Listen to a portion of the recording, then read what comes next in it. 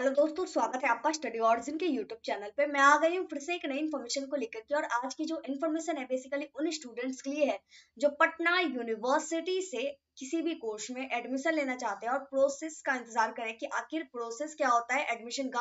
तो फिलहाल हम लोग इसमें पटना यूनिवर्सिटी के एडमिशन प्रोसीजर की बात करेंगे कि किस तरीके से एडमिशन का क्या क्या होता है, अप्लाई से लेकर के पूरा कॉलेज में एडमिशन लेने तक। तो चलिए शुरू करते हैं, लेकिन उससे पहले चैनल को सब्सक्राइब जरूर कर लीजिए ताकि आपको आपके स्टडी की आगे की सारी इन्फॉर्मेशन इसी तरीके से मिलते रहे। सबसे पहला तो प्रोसीजर होता है अप्लाई करने का, ये सबको पता है।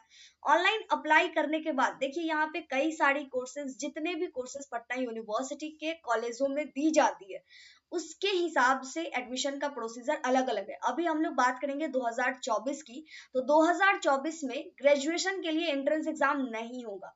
आपको मैं बता दूं कि पटना यूनिवर्सिटी शुरू से ही ग्रेजुएशन में एडमिशन के लिए एंट्रेंस एग्जाम लेती है और एंट्रेंस एग्जाम के आधार पे जितना मार्क्स आप स्कोर करते हैं उसी के आधार पे आपका कॉलेज में एडमिशन होता है। लेकिन जब से 4 साल वाला ग्रेजुएशन कोर्स लागू हुआ है उस वक्त यानी कि 2023 में भी बिना एंट्रेंस एग्जाम के एडमिशन हुई थी और इस बार यानी 2024 में भी बिना एंट्रेंस एग्जाम के ही एडमिशन होगा। इसको लेकर के ऑलरेडी एक वीडियो बना दी गई है जिसमें न्यूज़पेपर का जो आर्टिकल्स वगैरह है वो सारे शेयर करे गए हैं। तो फिलहाल हम लोग इस टॉपिक पे बात नहीं करेंगे। आप बस इतना समझिए एंट्रेंस एग्जाम इस बार नहीं होने वाला है। आपको बस ऑनलाइन अप्लाई करना है और इंटर में जो आपने मार्क्स स्कोर किया है उसी के आधार पे मेरिट लिस्ट निकलेगा। मेरिट लिस्ट में आपका सिलेक्शन होगा तो आपका एडमिशन हो जाएगा।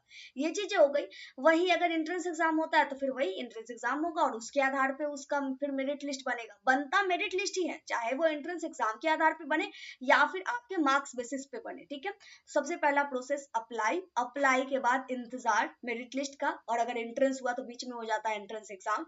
मेरिट लिस्ट में सिलेक्शन हुआ तो एडमिशन करवाइए जाके, और अगर सिलेक्शन नहीं हुआ इंतजार कीजिए अगली मेरिट लिस्ट का। इसी तरीके से 2-3 मेरिट लिस्ट निकलती है। स्पॉट एडमिशन का भी मौका अगर सीट खाली रहता तो दिया जाता है। ये हो गई प्रोसीजर की। चाहे आपका ग्रेजुएशन कोर्स हो या फिर पोस्ट ग्रेजुएशन कोर्स हो, कोई सा भी कोर्स हो, प्रोसीजर बस इतना ही है। जिसका एंट्रेंस होना है वो एंट्रेंस होगा और एंट्रेंस के आधार पर मेरिट बनेगी, और जिसका एंट्रेंस नहीं होना है उसका जस्ट जो एलिजिबिलिटी क्राइटेरिया जिस कोर्स का है उसके मार्क्स के बेसिस पे बनेगा। तो आई होप चीजें आपके सामने क्लियर है। डाउट है, कंफ्यूजन है, क्वेश्चन है, कमेंट करके पूछ लीजिए, या फिर अगर आपको कोई और जानकारी चाहिए जो इस वीडियो में नहीं बताई गई है तो भी आप पूछ सकते हैं। इसी के साथ इस वीडियो को यहीं पे कंप्लीट करते हैं।